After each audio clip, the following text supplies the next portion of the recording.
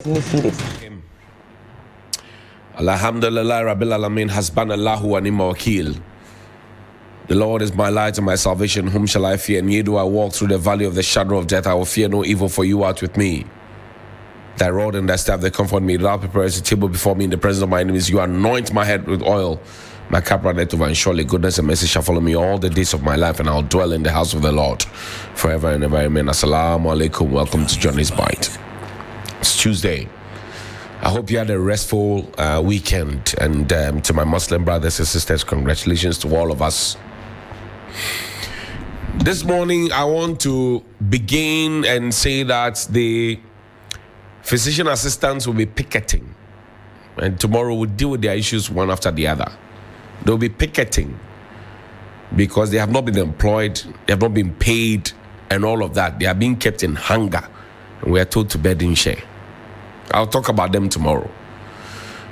But today I want to talk about Professor Kwabena Frimpong Boateng's report, the 35-page report. And you see, we have become, as Professor Kobe Mensah said, a country where we are interested in the personal scandals of people and not the national issues. If they say tomorrow that William Asiedu or Johnnie Hughes or Helen Apiampofo or Roland Walker or AJ Sapon Belamundi has gone into some amorous situation, we will publish it, blow it up. When they say PDS, pum. When they say Japan, pum. When all those corruption deals, Airbus can, pum, we keep quiet about it. We are interested in the people's personal scandals than the national interest. And that's what is killing us. Professor Kwabena Frimpong Boateng published a 35-page damning explosive report. Alfred will say we intercepted the report. What have you said about the report? Have you even bothered to see the report? And this is coming on the back of the fact that $40 million worth of gold is smuggled out of a country that is trying to fight Galamsey. Take me back to when the president said, I will put my presidency on the line. Take me back. Let's hear the president. Play the video for me. Not just to stop it, to reclaim the land, to let our rivers work again, but also to see how we can figure a way for all these able-bodied young men who are involved in this activity to find an alternative livelihood. So it's a package. It's a package that we have designed to try and bring this menace to a conclusion. I've said it in the cabinet, and perhaps it's the first time I'll be saying it in public. I am prepared to put my presidency on the line on this matter.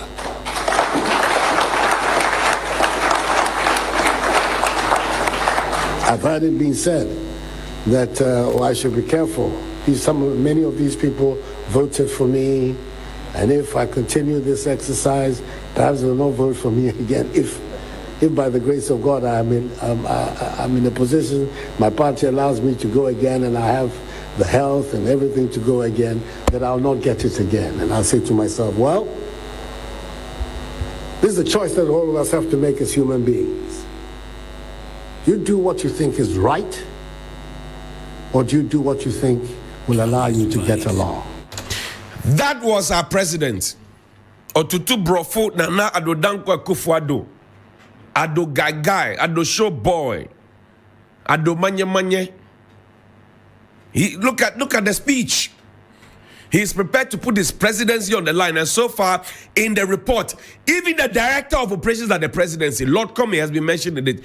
Kojo Opon Nkrumah, erudite, politician, lawyer, minister of information, he's been mentioned. The names that have been mentioned in that report, it will make your stomach turn. You have BP. Johnnie's Bite. The president has said nothing about it. I don't want to read from the presidency. I want to read from the president, the man who said we should vote for him, that he will change everything. The man who said he is putting his presidency on the line. I want to read from him. And if you look at what he said and what is happening now, I cannot trust him. The president should come again He said he's putting his presidency on the line. And then that if people will not vote for him, he has a second term. What has he done with the second term in the fight against Galamsey? It was under his watch when the late Sir John was willing portions of a forest to his relatives forever. Under his watch. Party chairmen were digging Galamsey in a report. I didn't say it. Ministers of state were digging Galamsey in the report. His own backyard, his garden, Achebi, in the report. I didn't say it. This is a renowned professor and a renowned neurosurgeon making those claims. And if in any serious country, the office of the special prosecutor, which is the president's claim to fame, that I will fight corruption, the incorruptible Nana Akufo-Addo, who would have instructed the office of the special prosecutor to take an interest in it and not necessarily somebody going to report to them. But Senior Bleobi Kiseja Ben is also sitting down. Office of the special prosecutor. Johnnie's bite. Did Professor Kwabena Frimpong give us a hint? Did he? I'll play that video for you. First, show me the tweet. Mr. Gabi Otredako, who has been mentioned in the report, who has been trying to explain. And you see, when people are galamseyers, he says, posterity shall not forgive Akufo-Addo and our generation if we don't win the war against Galamsey. Read it again slowly. Posterity shall not forgive Akufo-Addo and our generation if we don't win the war against Galamsey. Akufo-Addo is a generation ahead of him because Akufo-Addo is his uncle. He is a nephew. This was 7:24 a.m. on the 6th of April 2017. I'm playing this in April again. He said, posterity shall not forgive us, Akufo-Addo and our generation, if we don't win the war against Galamsey. This is what Gabi Otredako said. He has been mentioned in the report for defending Galamseyers and making calls. Now, everybody is going at Prof. But behind every rumor, there's an iota of truth. Or that was not what we were taught in primary school. Sorry, but behind every rumor, there's an iota of truth. And Daniel will say, when there's smoke, it means that there's fire there. Show me the photo of Kojo Nkrumah, Cecilia Abena-Dapaah, one of my favorite ministers, and Abu Jinapor. Now, this photo you see, Abu Jinapor was a deputy chief of staff with Asenso Boakye, who is now Minister for Works and Housing. Kojo Nkrumah took over from Mustafa Hamid as Information Minister. Cecilia Abena-Dapaah took over from the late Kofi Adda as Minister for Sanitation and Water Resources. They went along on the tour. You see all the big people wearing, some of them wearing oversized shoes. They went on the tour with them. What were they doing? This was in the new government after 2017 to 2020. The three of them said they were now trying to understand the problem that they were put in a committee, interministerial committee, to fix. They said they were now trying to understand the problem to fix it. Kojo Nkrumah, Cecilia Abena-Dapaah, they were the two in there. Abu Jinapor, I'm putting him in there because he was the deputy chief of staff. So report Biamba, Onim Hoshi, he would have seen it. Suddenly they make him Lands and Natural Resources Minister. Kojo is Minister for Information. Abena-Dapaah is Minister for Water Resources and Sanitation. And they said they are now trying to understand the Galamsey problem that they put them in a committee to fix. Ambrose Derry was part of the committee. Ambrose Derry was part of the committee. The Minister for Defense, what's his name? My brother from the north, what's his name? He was part of the committee. Lands and Natural Resources. They're all part of the committee. They said that they are now trying to understand. But what did Professor Kwabena report? But he gave us a hint of what was going to happen. Play that video for me, please. Supposed to arrest the excavators. And they go into the forest where they are doing the mining, and they remove the control board. Okay. So if they remove 20 control boards today, they will report that they have immobilized 20 control boards. Once they are removed, there's no way those excavators can move. But then when you go away, they'll bring new control boards and fix them, and then off they go. So we got a report that they had immobilized over 750 something excavators. So we appointed somebody to go around and check. When we went around, I think we got about 150, 200 that we could see. Okay. The rest had either been given to the owners or vanished. They put in some extra parts and moved them away. Okay. And then somebody put it out there, from Bob has taken 500. What am I going to do with it? There was an orchestrated scheme, even within the party and the government. To get you out. So that, look, why is it that when I left, now everybody is in the forest? At that time, we dare not enter the forest. Yeah. You know. But as I said, I don't want to go into details now. Well, he went into details because the detail is in the 35-page report that Professor Kwabena Frimpong brought to us. And I'm saying the president has said nothing about the report. Nothing. Meanwhile, the national security is busy on our neck saying, if you see something, say something. If you see something, say. The president has seen the report. I'm told it's been on his table. The chief of staff has seen the report. It's been on the table. What are they saying? Expand this thing for me. Let me read it. It says, it is extremely important to note that the IMCRM's activities centered on small scale and artisanal gold mining. The task was performed to near perfection.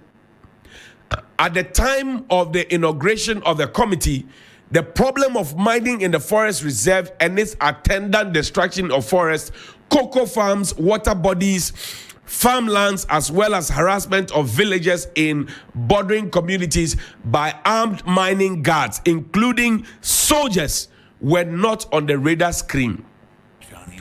As will be mentioned later in this write-up, the major challenges that we had in the mining communities occurred in 2018 when the Forestry Commission and the Ministry of Lands itself decided to give out almost all the forest reserves in this country for mining activities. This was reported to Cabinet at its meeting on the 28th of February 2019. See Cabinet letter attached. Tomorrow I'll show you that letter. Despite the fact that Cabinet directed the Minister for Lands and Natural Resources to suspend the issuance of all new licenses, permits by the Forestry Commission, and also to suspend the licenses already issued for operation in 47 forest reserves, the directives were ignored and destruction continued. Cabinet Nimhubi. Worse still, soldiers had officially been withdrawn from the mining sites, but in many areas, regular Ghana Army personnel were seen providing security at an illegal mining sites. What saddened me most was when Mr. Gabi Asare Ochredaku, nephew of the president, called to defend a company that was actively destroying the environment, especially the forest and the river of Fing in the Aparama and Krobo forests. So Cabinet has been implicated. Johnnie's sbite. Mr. Gabi Ochredaku has been implicated, nephew of the president. And we are now being told by the learned professor that all our forests reserved are being mined in. Daraboso, come and take your stone. Daraboso of Darocha, right? Arocha, Ghana. He told me this in 2017. I didn't believe it. Johnnie's sbite. Today the professor is telling us that they are mining. So I'm telling you that what the government is doing, what Nanado is doing, is like the person, your classmate who steals your money, puts it in his back pocket, and helps you to look for the money. And he's the one looking hardest to find the money. But the money is in his pocket. Ajana 1, Ajana 2. Johnnie's sbite. He said he will put his presidency on the line. Which presidency? The presidency that has become a watershed. The presidency that is begging IMF for money. The presidency that has become so corrupt. The presidency that is mining every forest reserve. The presidency that is destroying our water. And when they finish, they will sit in a plane and go to US and go for medical checkup. The presidency that cannot provide textbooks for children. The presidency that cannot feed children beyond 97 pesos in primary schools. The presidency that is supervising our street lights and traffic lights dying even at the president's own house. Is that the presidency we are talking about? Good morning. Johnnie's bite. Papa. You know Papa. Figuratively, he bites as hard as he can. Okay. And of course, when he puts his fangs into you, you certainly feel it. I think it pretty. Watch Johnnie's bite.